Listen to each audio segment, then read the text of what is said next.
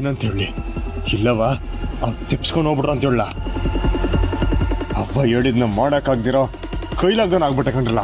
ಅಣ್ಣ ಯಾಕಣ್ಣ ಮನ್ಸಿಗೆ ಅಷ್ಟೊಂದು ಗಾಸಿ ಮಾಡ್ಕೊತಿದ್ಯಾ? ಇನ್ನೇನ್ಲ ಅಪ್ಪಂಗೆ ಆಸ್ಪತ್ರೆಗೆ ಪ್ರಜ್ಞೆ ಬಂದಿದೆ, ನಾನು ಅವ್ರಿಬ್ಬರಿಗೆ ಶಿಕ್ಷೆ ಕೊಡ್ತೀನಿ ಅಂತ ಮಾತು ಕೊಟ್ಟಿದ್ದಕ್ಕೆ. ಆದ್ರೆ ಈಗ ಚಿಂತೆ ಮಾಡ್ಬಿಡ ಬಿಡೋಣ. ನಮ್ಮ ಹುಡುಗರೆಲ್ಲ ಹುಡುಕ್ತವ್ರೆ, ಸಿಕ್ಕಿದ್ರೆ ನಾವೇ ಕುಚ್ಚಕ್ ಬಿಡ್ತೀವಿ.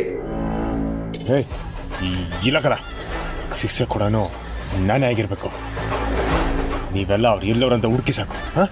ಹುಡುಕಿ ಸಿಗ್ತಾರೆ ಬಿಡೋಣ, ಕೇಳಿಗೆ ಹೆಚ್ಚು ಹುಡುಗಾಲ ಇಲ್ಲ. ಇಲ್ಲಕಲ್ಲ, ನನ್ನ ಜೈಲ್ನಾಗ ಅವ್ರನ್ನ ಮುಗಿಸ್ಬಿಟ್ಟಿದ್ರೆ ಇಟ್ಟೆಲ್ಲ ಆಯ್ತಾನೆ ಇರಲಿಲ್ಲ.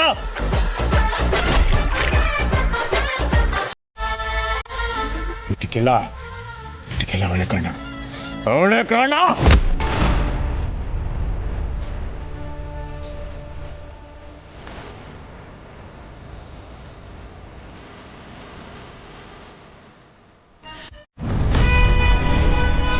ನಂಗೆ ಇಸ್ಯ ಹೇಳಿ ಒಳ್ಳೇದೇ ಮಾಡಿದೆ. ಲೋನ್ ಮಾಡಬೇಕು ಅಂತ ನಾನು ಯೋಚನೆ ಮಾಡ್ತೀನಿ. ನೀ ಏನು ಬೇಕಾದ್ರೂ ಮಾಡ್ಕೊಳವ, ಆದರೆ ಪುಟ್ಟಕ್ಕನ ಮನೆಗೆ ತೊಂದರೆ ಕೊಡ್ಬೇಡ. ಪಾಪ ಈಗಲೇ ತಾನೇ ಸಂಕಟದಾಗವ್ರೆ. ಯಾರಿಗೆ ಏನ್ ಮಾಡ್ಬೇಕು ಅನ್ನೋದು ನನಗ್ ಗೊತ್ತೈತೆ. ಅದನ್ನ ನಾನು ನಿನ್ನಿಂದ ಕಲಿಬೇಕಾಗಿಲ್ಲ. ಒಂದು ಕಿತ ಏನಾರ ಕಂಟಿ ಒಳಗೆ ಹೋದ ಅಂದರೆ ಬಂಗಾರಮ್ಮನ ಬಾಲನೆ ಅಡಗೋಯ್ತದೆ. ಹಿಂಗೆ ಮಾಡ್ಬೋದೇನೋ ಅಂತ ನಾನು ನಿನ್ಗೆ ಹೇಳಿದೆ. ನಿನ್ಗೇನು ಅನ್ಸುದೆ ಹಂಗೆ. ಅಯ್ಯ, ನೀನು ಹೇಳ್ದೆಲ್ಲ ಬಿಡು ನಂಜಮ್ಮ. ಎಲ್ಲೋಗಿ ಯೋನ್ ಮಾಡಬೇಕು ಅಂತ ನನಗೆ ಸಂದಾಗಿ ಗೊತ್ತೈತೆ. ನೀ ಅಂಥವಳು ಅಂತ ನನಗೂ ಸಂದಾಗ ಗೊತ್ತದೆ.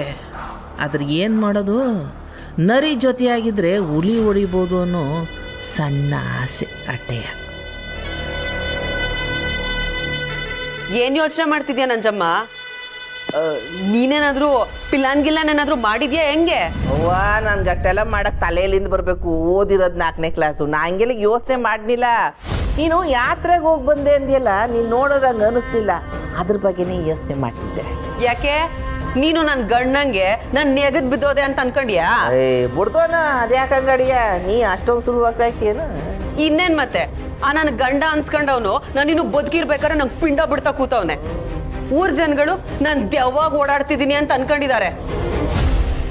ಇರ್ಲಿ ಬಿಡು, ಎಲ್ರೂ ಹೆಂಗ್ ನನ್ನ ದಾರಿಗೆ ತರಬೇಕು ಅಂತ ನನಗೂ ಸಂದಾಗೆ ಗೊತ್ತೈತೆ. ಅದೆಲ್ಲ ಅಷ್ಟೊಂದು ಸುಲಭವಾಗಿ ಆಗ್ತಿಲ್ಲ ಬಿಡವ. ಅದು ರಾಜಿ, ನೀವು ಊರ್ನಾಗ ಇಲ್ಲಿದ್ದಾಗ ಏನೇನೆಲ್ಲ ನಡೀತು ಗೊತ್ತಾ ನಿಮಗೆ? ಯೋಚಿಸಿ ಕೇಳ. ಬಂಗಾರ ಏನೇನೇನು ಯಾಸ? ಏಯ್ ನಂಜವ್ವ, ಇವಳನ್ನ ಕೇಳು, ನಾನು ಯಾರು ಅನ್ನೋದನ್ನ ಹೇಳ್ತಾಳೆ. ಯಾರ್ಯಾವ್ಯಾವು? ಇವರು ಸಿಂಗಾರಮ್ಮ.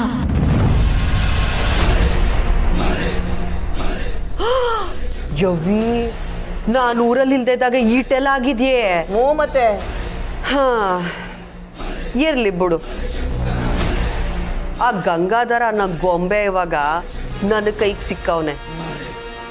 ಅವನ್ ಇಟ್ಕೊಂಡು ಯಾರ್ಯಾರು ನೀ ಹಂಗೆ ಗಿರ್ಗಿಟ್ಲೆ ಆಡಿಸ್ತೀನಿ ಅಂತ ನೋಡ್ತಿರು. ಒಬ್ಬ ರಾಜಿ ಹೊಸಿ ಹುಷಾರು ಕಣೆ. ನೀ ಅವ್ರನ್ನೆಲ್ಲ ಆಟ ಆಡ್ತೀನಂತ ಹೋಗಿ ನೀನೇ ಆಟಕ್ಕೆ ಸಿಕ್ಕಾಕೊಂಬಿಟ್ಟಿಯ. ಆಮೇಲೆ ಗಂಗಾಧರ ಗೊಂಬೆ ತಂದು ನಿನ್ನ ಕೈ ಕೊಟ್ಬಿಟ್ಟನು. ನಾನು ಇಷ್ಟೆಲ್ಲ ಹೇಳಿದ್ದು ಆ ಬಂಗಾರಮ್ಮ ಪೊಗರು ಇಳಿಸ್ಬೇಕು ಅಂತ. ಪುಟ್ಟಕ್ಕನ್ ಮತ್ತೆ ಮಾಡೋದಲ್ಲ, ಎಪ್ತಿ ಮಡಿಕ. ನನಗೆ ಕಷ್ಟ ಕೊಟ್ಟವ್ರಿಗೆ ನನ್ನ ಕಷ್ಟ ಕೊಡೋದೇಯ. ಯಾರನ್ನೂ ಬಿಡಕ್ಕಿಲ್ಲ ನಾನು. ಯಾತ್ರೆಗೆ ಅಂತ ಊರು ಬಿಟ್ಟು ಹೋದವಳು ಹಂಗೆ ಹೊಂಟೋಯ್ತಾಳೆ ಅನ್ಕೊಂಡಿದ್ದೆ. ಮಾರಿ ಥರ ಹೋಗಿ ಕರ್ಕೊಂಬಿಟ್ರು. ನೀವು ಏನೇನು ಕಾದೈತ?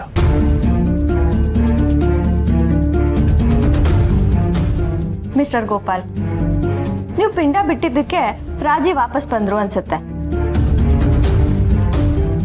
ನೀವು ಸುಮ್ಮನೆ ಇದ್ದಿದ್ರೆ ನಾವು ಈ ಊರು ಸ್ವಲ್ಪ ದಿನ ನೆಮ್ಮದಿಯಾಗಿರ್ಬೋದಿತ್ತು. ನಿಜಕ್ಕೂ ಸಹ ಪಿಂಡ ಬಿಟ್ಟು ನಾನೇ ಪಿಚಾಚಿನ ಮೈ ಮೇಲೆ ಎಳ್ಕೊಂಡಂಗಾಯ್ತು. ನಾನು ಒಂದು ತಪ್ಪು ಮಾಡಿದೆ, ಹಾಗಾದ್ರಪ್ಪ ನೀನು ತಪ್ಪು ಮಾಡು.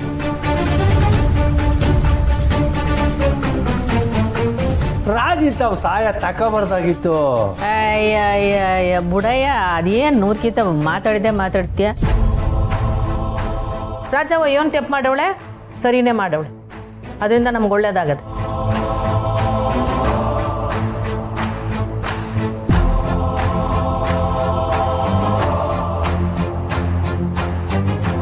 ವೀಕ್ಷಕರಿಗೆ ನಮಸ್ಕಾರ. ಈಗ ನಮ್ ಜೊತೆ ಜೈಲ್ವಾಸ ಅನುಭವಿಸಿ ಬಂದಿರೋ ಸ್ನೇಹ ಗಂಗಾಧರ್ ಅವರು ಇದ್ದಾರೆ. ಜೈಲ್ ಅನುಭವ ಹೇಗಿತ್ತು ಅಂತ ಅವ್ರನ್ನೇ ಕೇಳೋಣ ಬನ್ನಿ.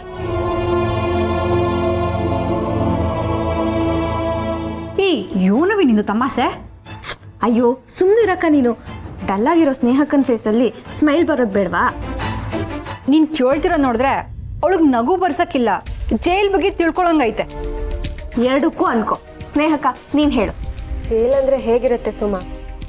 ಹೇಗ್ ಅನ್ಕೊಂಡಿದ್ಯೋ ಹಾಗೆ ಇತ್ತು. ನಂಗೆ ಯಾಕೋ ಇಲ್ಲಿಗಿಂತ ಜೈಲೇ ಸೂಪರ್ ಅನ್ಸುತ್ತೆ. ನಿಮ್ಮ ಅಭಿಪ್ರಾಯ? ಛೆ ಬಿಡ್ತು ಅನ್ನು. ಜೈಲ್ ಅಂದ್ರೆ ಸೂಪರ್ ಅಲ್ಲ, ಅದೊಂದು ಹಾರರ್.